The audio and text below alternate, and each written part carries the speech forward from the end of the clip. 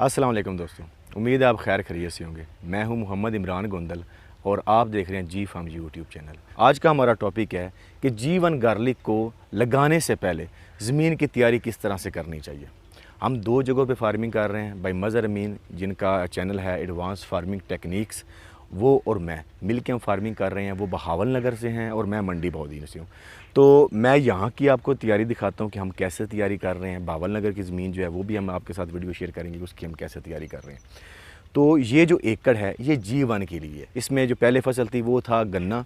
तो गन्ना हमने यहाँ से उठा के उसके बाद ज़मीन पे हल चलाए, रोटावेटर किया। सबसे जो मेन चीज़ है वो है लेज़र। ज़मीन का लेज़र होना बहुत ज़रूरी है, चाहे कोई भी फसल आप काश्त करते हैं। तो उससे आपकी फसल की जो एवरेज है पूरे एकड़ में वो तकरीबन एक जैसी आती है। और दूसरी ये है कि उसमें आपका पानी का जो खर्चा है वो भी कम आता है। लेज़र कराने के बहुत फ़ायदे हैं, हालांकि उसका इतना ख़र्चा नहीं है। तो हमने इस पर हल चला के रोटावेटर करके ज़मीन को बारीक करके उसके बाद हमने इसको लेज़र कराया।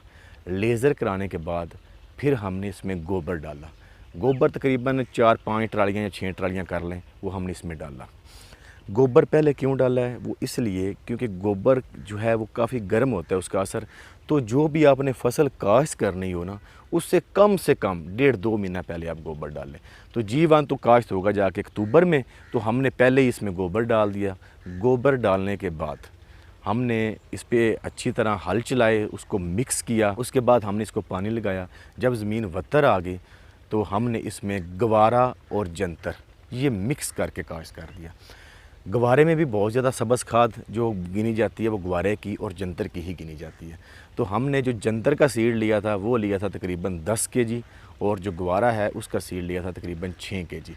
तो टोटल 16 kg हमने इसमें जंतर और गवारा मिक्स करके काश्त कर दिया।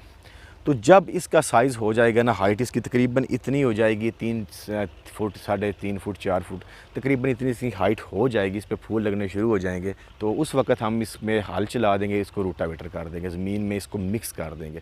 तो सबसे बेहतरीन खाद ये है। तो ये तकरीबन अक्टूबर से पहले ही हम इसको रोटावेटर कर देंगे। उसके बाद ज़मीन की तैयारी करेंगे और फिर हम G1 इसमें लगाएंगे। तो G1 लगाने के जो तरीके हैं वो भी अलग अलग लोगों के हैं। कुछ कहते हैं फ्लैट ज़मीन पे लगाना चाहिए, कुछ कहते हैं खिलियाँ निकाल के लगाना चाहिए, कुछ कहते हैं कि चौड़े बेड बनाने चाहिए, 3 फुट 3.5 फुट के बेड बनाने चाहिए। जो मेरा तजर्बा है, मैंने मुख्तलिफ़ जगहों पे जाके विज़िट किया है, तकरीबन पूरा पंजाब घूम चुका हूँ ये G1 के सिलसिले में। KPK में गया हूँ। तो मैंने जो देखा है ना, जो सबसे अच्छी एवरेज आई है, बाकी आपका अपना ज़हन है वो आप कैसे लगाते हैं, लेकिन जो मैंने असेस किया ना वो मैं आपके साथ शेयर करता हूँ। तो जिन जगहों पे हम गए हैं, जिन्होंने बेड पे लगाया था 3.5 फुट या 3 फुट का बेड था, तो उसमें मैंने एक चीज़ नोटिस की थी कि जो दरमियान में उन्होंने सीड लगाया था ना, उसका साइज़ इतना नहीं ज़्यादा बना। जो साइडों पे थे, जहाँ पे खेली थी बेड की दोनों साइडों पे, तो वहाँ पे साइज़ अच्छा था। तो ये भी हो सकता है कि जो दरमियान वाले थे उसको प्रॉपर पानी ना मिला हो या प्रॉपर उसको खाद का असर ना गया हो, जो भी वो फर्टिलाइज़र इस्तेमाल करते थे। तो जिन जगहों पे गए हैं, जिन्होंने खिलियाँ बना के लगाया था, तकरीबन 14 इंच की 16 इंच का उन्होंने बेड बनाया था, छोटी खिली बनाई थी, तो वहाँ पे इसका साइज़ माशाल्लाह से बहुत अच्छा हमें मिला है। हमने ख़ुद भी ऐसे ही काश्त किया था और अगले साल जो अब हम काश्त करने लगे हैं ये भी इंशाल्लाह हम ऐसे ही काश्त करेंगे। एक जगह ऐसी थी जो हमने देखा था कि जिन्होंने फ्लैट ज़मीन पे लगाया था, उन्होंने तुरियाँ भी बहुत ज़्यादा लगा दी थी। मैं कभी भी रिकमेंड नहीं करता कि आप चौड़े बेड पे लगाएं या आप इसको फ्लैट ज़मीन पे लगाएं। अगर आपने लगाना है, थोड़े पैमाने पे लगाना है, ज़्यादा पैमाने पे लगाना है, तो कोशिश करें कि आप ऐसी खेली बनाएं जिसका ऊपर से साइज़ हो 16 इंच कर लें, 14 इंच कर लें, ये काफ़ी है। तो इसको प्रॉपर खुराक भी मिलती है, सीपेज भी प्रॉपर मिलती है, तो इससे इसका साइज़ माशाल्लाह से बहुत अच्छा होता है। बाकी जो खादों का प्लान है वो भी हम आपके साथ शेयर करते रहेंगे, किस तरह से हमने इसको खाद देनी है, कौन कौन सी खाद देनी है। ज़्यादा इसको ज़रूरत होती है पोटाश की, फास्फोरस की, सल्फ़र की, ठीक है। और बाकी जो है ना नाइट्रोजन, वो हम पौधे के हिसाब से उसको देते हैं, ज़मीन के हिसाब से, पौधे के हिसाब से उसको वाकई ही ज़रूरत है तो फिर हम देते हैं। सबसे जो बड़ी बात है, काफ़ी उसके अच्छे रिज़ल्ट्स मिले हैं, वो है वेस्ट डीकम्पोज़र। तो वेस्ट डीकम्पोज़र हम ज़रूर इस्तेमाल करते हैं, चाहे हमारी ज़मीन में कोई फसल काश्त हो या ना हो।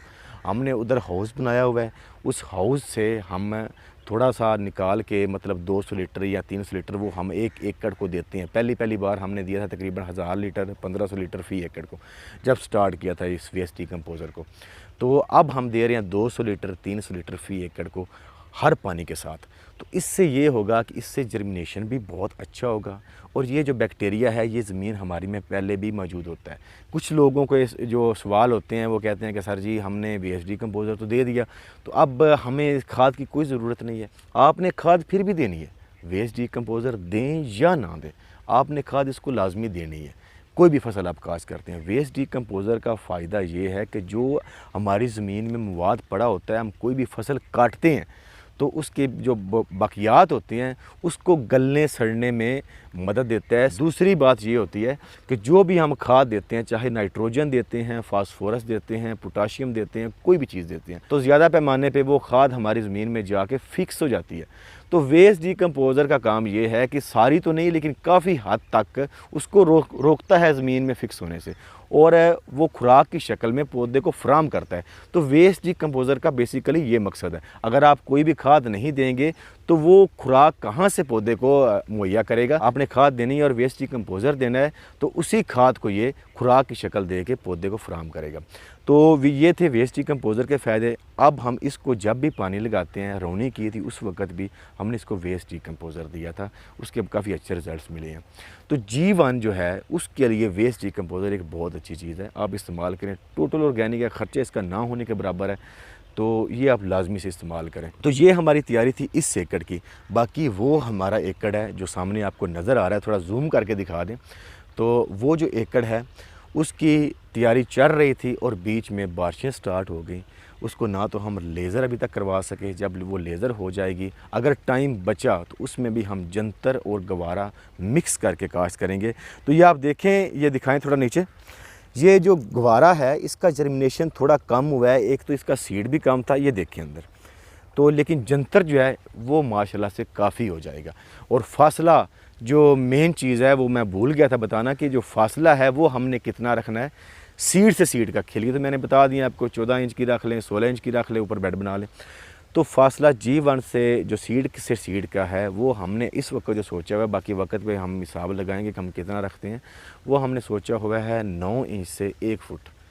सीड से सीड का हम फासला 9 इंच से 1 फुट रखेंगे, मतलब 12 इंच तक। तो जितना हम इसमें फासला रखेंगे इंशाल्लाह उतना ही इसका साइज़ बड़ा होगा। अगर इसका फासला कम करते हैं तो पत्ते आपस में जब टच होते हैं या पत्ते टच होना शुरू होते हैं तो इसका साइज़ इतना इंक्रीज़ नहीं होता। जब हम इसमें फ़ासला ज़्यादा करेंगे तो इंशाल्लाह इसका साइज़ भी इंक्रीज़ होगा। सो आज की वीडियो इतनी, उम्मीद है आपको वीडियो पसंद आई होगी। बाकी अगर कोई भी किसी बात की आपको समझ ना आई हो तो स्क्रीन पे नंबर है, आप मुझसे कॉन्टैक्ट कर सकते हैं।